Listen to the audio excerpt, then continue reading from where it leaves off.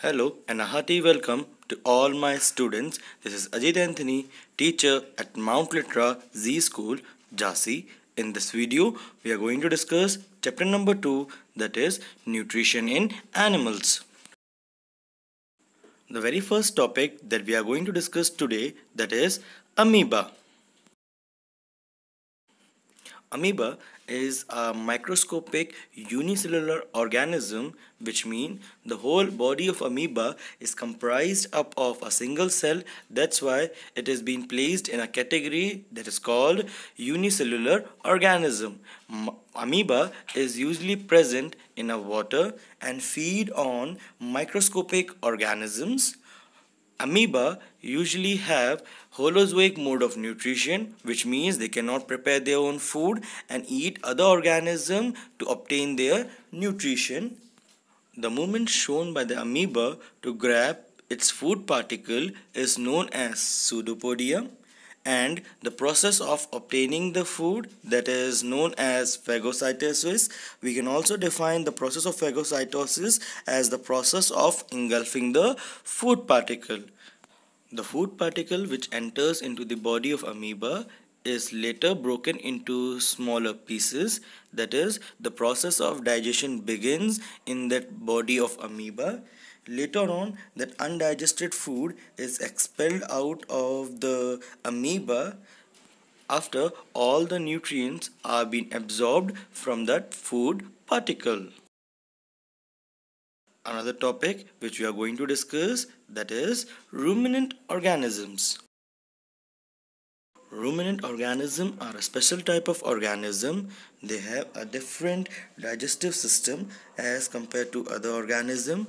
The stomach of ruminant organism is divided into 4 chambers, which are rumen, reticulum, omasum and abomasum.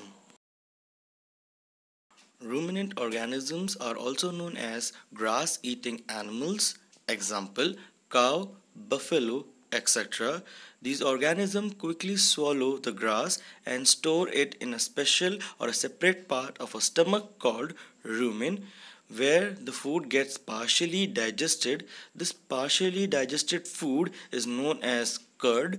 The curd is then brought back to the mouth in small lumps, which are being there chewed properly. This process is called rumination. After the food is being chewed properly, this chewed food, that is known as curd, is passed into a small intestine for the process called absorption, from where the nutrients are being absorbed from the digested food. Now let us discuss all the chambers of the ruminant organism one by one. First, rumen is the largest and the first chamber of the stomach.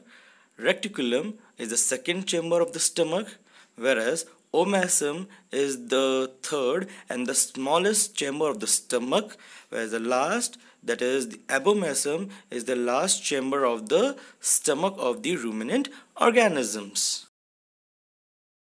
Now let us discuss alimentary canal. It is a tube which runs from mouth, move to the different part of our body and ends to the anus of our body. As the food passes through this alimentary canal, it gets changed, which is being digested, absorbed and later on excreted out, that is the undigested food from the body.